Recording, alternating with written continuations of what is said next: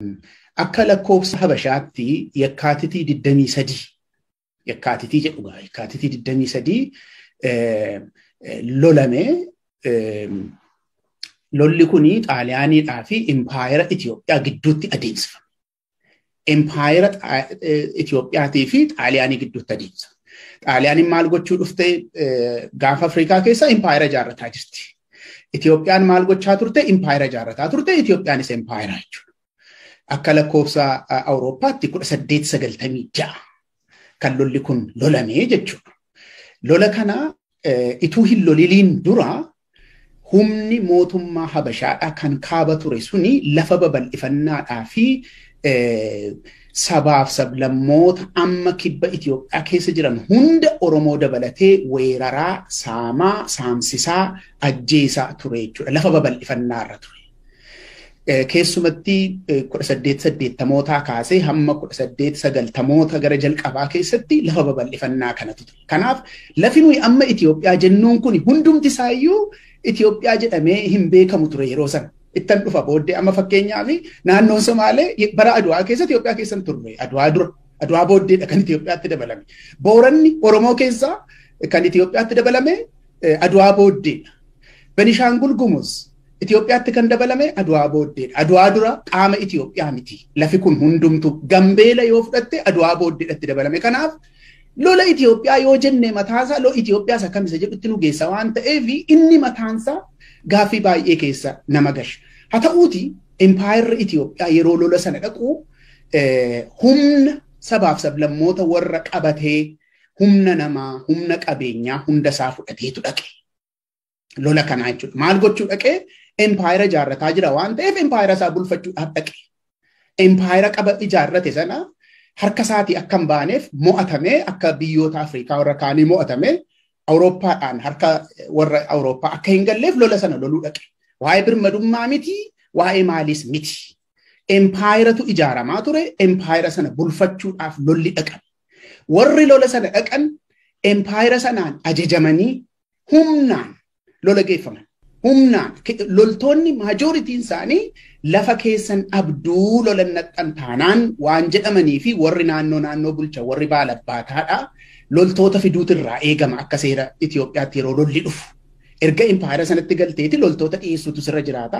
Waan Impaayera sun sirraa eegu dhiyeessuutu sirra jiraata. Baalabbaatonni naannoo hundumaa kan Oromoos kan eenyuus ajajamanii kan isaan nama dhiyeessanii fi biyya kootii jedhanii jaallatanii lola dhaqanii tuun ta'in Impaayerri isaaniin gita bittaatti isaan fudhate sun humnaan waan isaan ajajeef lola sana hin naqan taanaan immoo lafa ofii qotatanii bulan dhabu waan ta'eefitu gara lola sanaa dhaqanii jechuudha. Faaktiin tokko kanadha. Inni itti aanee jiru kan biraani humna lolaati. Amma cidha har'aa nafxanyaanii daggasaa jirtu kana yoo dhaggeeffatte goraadeedhaaf eeboodhaan maal goonee lollee jedhu amma hareeda dheereffatanii goofaree kana filatanii akka nama gaafa sana tureettu amma ililchaa oolan amma yoo argiteetta ta'e. Amma eenyudha kan gaafa Adwaa ture akka gaafa Adwaa turaniittitu addabaabayitti ba'anii sirbu. Namoota amma hareeda dheereffatanii goofaree filatanii iyyanii maal jedhanii sirban kuni namoota xurataa ba'an barsiisota fa'aa hojjettoota mootummaa fa'i. Sobaniitu uffata kan lolaa uffatanii maal jedhanii lafa dhiitu. Kanaaf lola sana gaafa dhaqu Impaayerri Itoophiyaa loltuu 100,000 ol hiriirse ture. Tokko. Lammaffaa lola sana Impaayerri Itoophiyaa gaafa loluu dhaqu goraadeedhaaf eeboodhaan miti kan dhaqe. Akkuma Xaaliyaanii meeshaa ammayyaa qabatu. Warqee, ilka arbaa, garboota sabaaf sablammoota Itoophiyaa saamee dhiitee argate gurgurateetu meeshaa ammayyaa bitate. Baay'ee isaa immoo kan itti gurgure Xaaliyaanii dhuma mataa isaati. Kanaaf meeshaa Xaaliyaaniin qabdu hunduma isaa Itoophiyaanis qabdi. Kanaaf ituma lolichi hin dhaqamin iyyuu humna guddaatu ture Itoophiyaa biraa jechuun immoo Impaayera nafxanyaa kana biraa siin jechuudhaafin jedhe. Bu'aa lolichaa immoo fudhannu qaba. Biyya amma Itoophiyaa jedhamtu kana biyya godhee kan gadhaabe lola Adwaa kanadha. Meeshaalee biyya kana biyya godhanii gadhaaban keessaa tokko Adwaadha yennaan jedhee dhiitessuu hin ta'u. Maaliif Adwaa irratti injifannoo argachuu jaraatu Itoophiyaan akka biyya birmaduutti isaaniif lakkaa'amtu taasise. Embasii hedduun akka biyya birmaduutti Itoophiyaa lakkaa'ee dhufe Finfinneetti kan waajjira banate biyyoonni hedduun kan imbasii banatan Adwaa dugda duubadha. Tokko jedhe.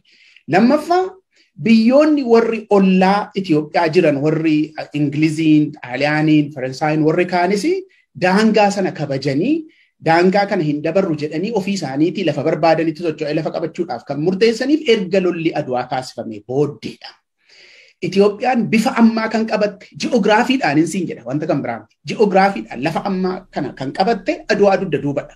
Akkan sila siin jedhee Sumaaleen lafi Sumaalee ammaa Adwaadhaa deebiidha kan lolamee lolaan Itoophiyaatti dabalame. Oromoon Boorannii fi Gujiin hundumtu lolaan Adwaa booddeedha lolamee kan Itoophiyaatti dabalame. Benishangul lafoota kana hunduma Gambeela irraa hir'isiiti boci ji'ogiraafii Itoophiyaa maal akka inni fakkaatu ilaali. Kanaaf even ji'ogiraafiidhaan iyyuu Itoophiyaan kan ijaaramte injifannoo Adwaatiin booddeedhaa siin jechuu kooti. Gama kan biraadhaan immoo yennaa fudhattee ilaalte injifannoo dhumti kun mataansaa. Itoophiyaan ani nama nammina injifachuu danda'u miti. Nuyi warra goraadeedhaaf eeboodhaanii warra adii injifatedha jettee ililchitee addunyaatti himachuunsee addunyaa birattis dhaga'ama argachuunsee sababa injifannoo kanaati addunyaanis kana dinqisiifachuunsaa sababa kanaatiif jechuudha. Isa kana hunda yennaa walitti qabnee ilaalle. Lolli Adwaadha lola empaayira lama gidduutti adeemsifamedha. Empaayira nafxanyaa Itoophiyaa jedhamuu fi empaayira Xaaliyaanii gidduutti adeemsifame. Lachuun isaanii koloneeffattoota. Itoophiyaanii sabaaf sablammoota amma Itoophiyaa keessa jiru koloneeffatteetu lola dhatte. Xaaliyaaniin immoo lafa amma Eertiraa jedhamu Liibiyaa fa'aa koloneeffatteetu loltoota achi keessaa qabatteetu dhufte. Lachuun isaanii lola empaayiraa loluu deemanii jechuudha. Tokko inni kunis sirriitti ilaalamuutu irra jiraata. Kana hundumaa gaafa walitti qabdee ilaaltu barreessaan tokko maal jedha seeta? Itoophiyaan imperializimii kaabatti injifatteetu kibbatti immoo dhattee ofii isheetii hojiirra oolchitee jedha. Ibsa sirriidha kun. Imperializimii kaabatti injifattee loltee jedha. Kibbatti immoo dhattee ofii isheetii hojiirra oolchitee jedha. Isa kana yennaa qabannee kaanee Oromoodhaa fi Adwaan walitti dhufeenyi isaanii maanni kan jedhu as keessaa baafachuu dandeenya gaaffii keetti fufuu dandeessa siin jechuudha.